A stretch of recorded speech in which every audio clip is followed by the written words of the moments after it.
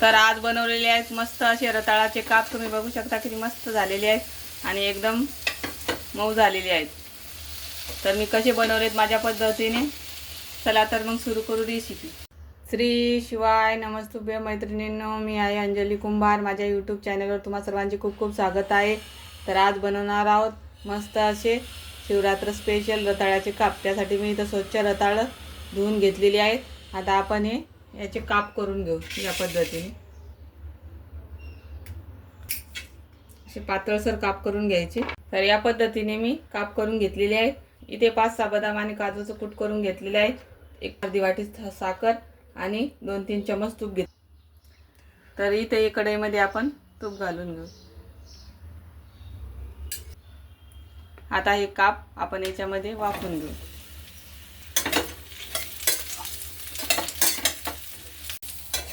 इथे मी 2 मिनिटं मस्त परतून घेतलेले आहेत हे रताळाचे काप। आता आपण याला 5-1 मिनिट वाफवू।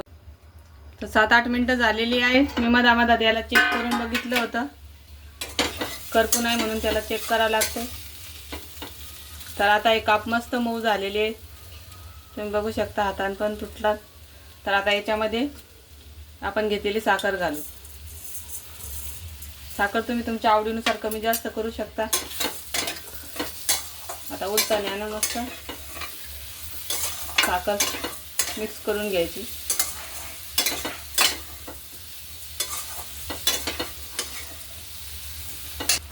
काप वाफवताना पण मी पाण्याचा शिडकाव मारला होता मधामध्ये।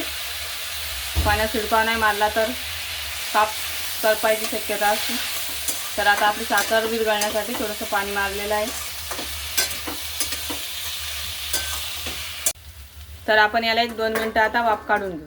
तर 2 मिनिट झालेले आहेत। साखर मस्त विरघळलेली आहे। आता याच्यामध्ये आपण काजू बदामचं जे जाडसर वाटण करून ठेवलं होतं ते घालून घेऊ। तर मिक्स करून घेऊ। तर इथे तयार झालेले आहेत आपले मस्त असे रताळाचे गोड काप।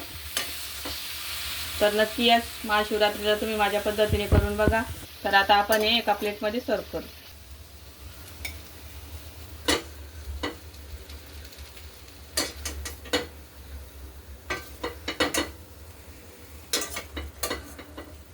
आज बनवलेले आहेत मस्त असे रताळाचे काप। तर तुम्हाला माझी रेसिपी कशी वाटली नक्की कमेंट करून सांगा आणि आवडले असल्यास लाईक शेअर सबस्क्राईब करा आणि या शिवरात्रीला माझ्या पद्धतीचे काप नक्की करून बघा।